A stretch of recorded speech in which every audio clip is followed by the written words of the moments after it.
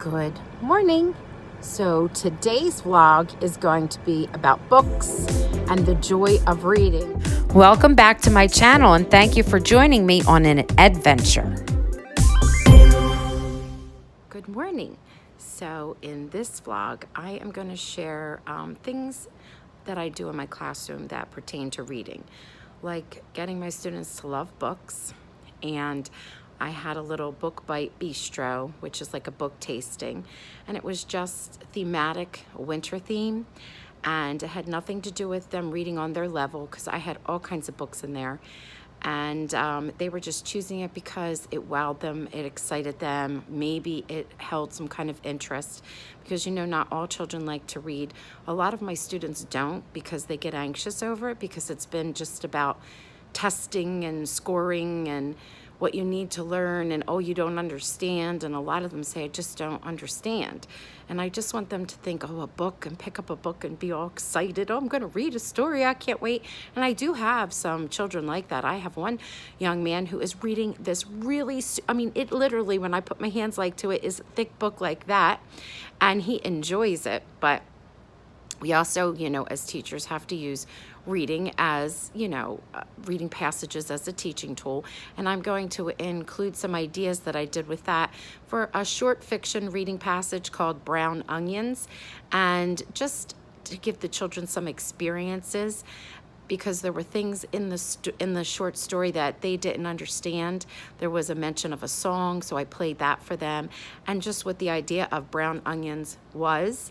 So we did something with that, just because our students, they need experiences, and then they will, in my opinion, fall in love with what they're reading, or be more excited, or have the possibility of falling in love with what they're reading. I don't know. I'm just trying to think of some good ideas just to inspire my students to say, I can do this. A lot of the ideas, like I said in my intro, come from from other teachers that have inspired me to pick a piece of what they did or most of what they did and then add my spin onto it, because there are no new ideas, and being here to help each other is just so amazing. It makes me look like a wow teacher when people say, where'd you come up with that? I say, YouTube, Instagram, great teachers out there. Try it.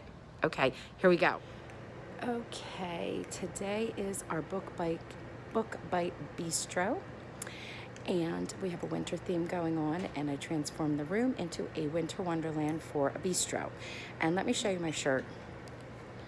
It says, House Dark. Everything is anything related to winter. And if you are a Game of Thrones fan, you know why I'm wearing this shirt. And here's my fancy hat. And the kids are allowed to bring slippers, and I'll show you around.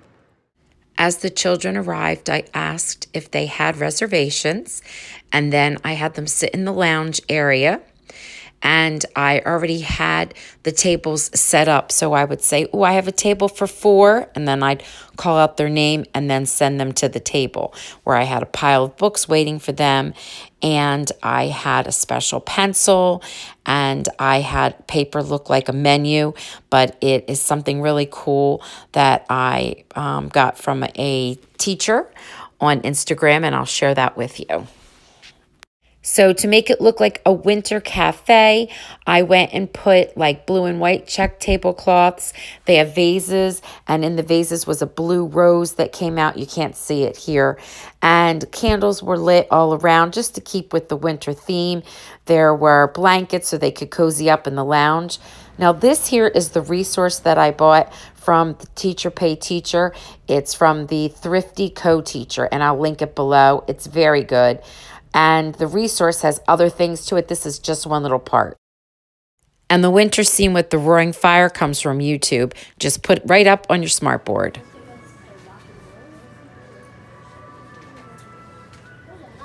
Look at those fancy slippers. Nice, nice.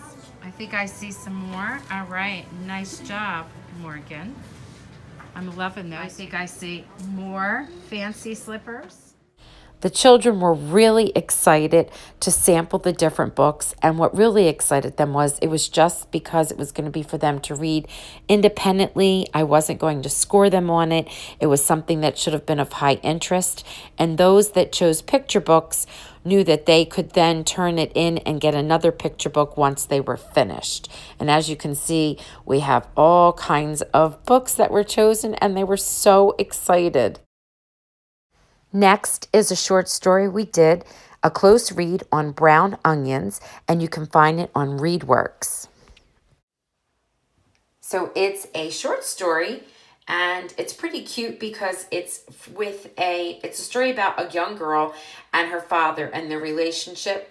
And believe it or not, it revolves around onions.